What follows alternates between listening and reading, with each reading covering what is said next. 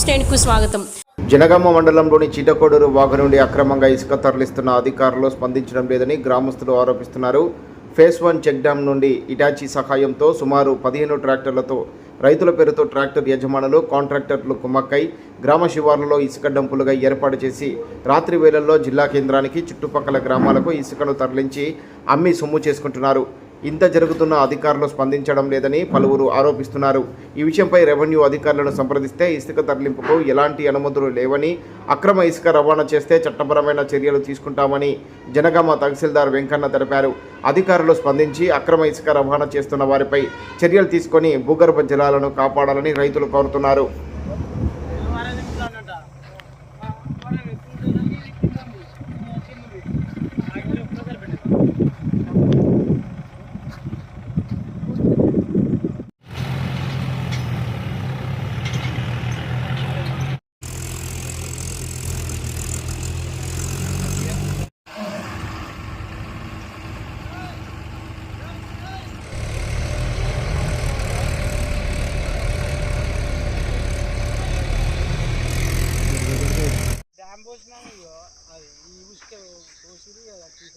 ఇదంటే రాగడి మట్టి మనకి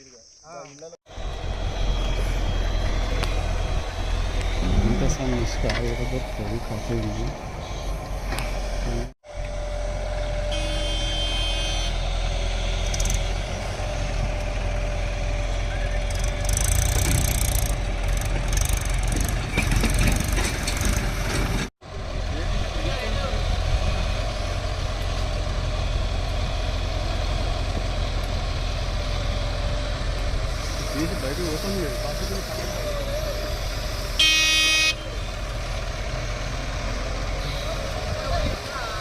చీటకోడూరు గ్రామంలో మన జనగాం మండలానికి వచ్చేటటువంటి విలేజ్లో అక్రమంగా ఇసుక రవాణా జరుగుతున్నదనే విషయం మా దృష్టికి రావడం జరిగినది.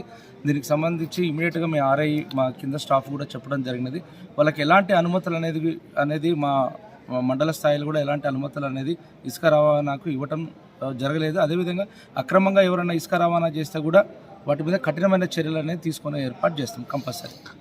మేము అధికారులు వాళ్ళు ఎవరు అన్నా కూడా మేము ఒకవేళ మీరన్న వాళ్ళన్న అది వాళ్ళు ఏమంటున్నారు, గ్రామాలకు మాకు అధికారులే పర్మిషన్ ఇచ్చినారని చెప్తున్నారు అనేది కూడా చిన్న వాయిస్ వస్తున్నది. ఒకవేళ ఇచ్చుంటే వాళ్ళు చూపించాలి, ఒట్టిన నోటి మాటతోనైతే ఇవ్వము. సో పలానా ఏదన్నా కూడా పేపర్ రూపేణ ఇస్తాం చేయబట్టి ఇంతవరకు కూడా ఎక్కడ కూడా ఎలాంటి అనుమతులు అనేది నేను వచ్చినటువంటి 3 monthsలో కూడా ఎలాంటి అనుమతులు అనేది కూడా ఇవ్వలేదు. కు సంబంధించినది మా ఆర్ఐతో చేపించేసి వాటిని పంచనామా కండక్ట్ చేయించేసి ఏడీ మైన్స్ వాళ్ళతో దీనికి లింకప్ ఉంటుంది. వాళ్ళతో జిల్లా స్థాయిలో కూడా మాట్లాడి ఎంత ఉన్నది డంపు, దానికి ఏమేం చేయాలనేది, దాని మీద ఎలాంటి చర్యలు తీసుకోవాలనేది కూడా చేయించేది. ఓకే.